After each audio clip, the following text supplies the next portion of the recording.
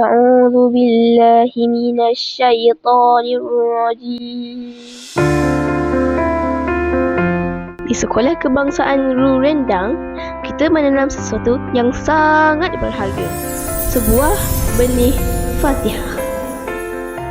Di bawah kepimpinan Yang Prihatin, Guru Besar Abu Riyah bin Haji Daeng Tasawuf bersama Guru Penolong Kanan Pentadbiran Cikgu Rasdawati binti Ramli, Guru Penolong Kanan Hal Ehwal Murid Cikgu Zayufi Hairil bin Muhammad Yunus dan Guru Penolong Kanan Kurikulum Cikgu Ros Al-Syari bin Yaakob. Kita melancarkan program benih Al-Fatihah yang ditanam di hati setiap murid. Ditanam dengan penuh harapan, diselami kasih sayang dan ilmu. Lalu benih itu tumbuh menjadi pokok yang kuat, penuh dengan akhlak mulia dan iman yang teguh.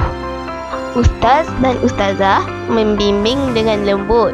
Murid-murid mendengar dan menghayati ayat suci. Dibimbing dengan penuh kasih sayang, murid-murid belajar menghayati ayat-ayat suci. Lalu benih itu tumbuh subur menjadi pokok iman yang kuat, penuh dengan akhlak mulia dan cinta kepada Al-Quran.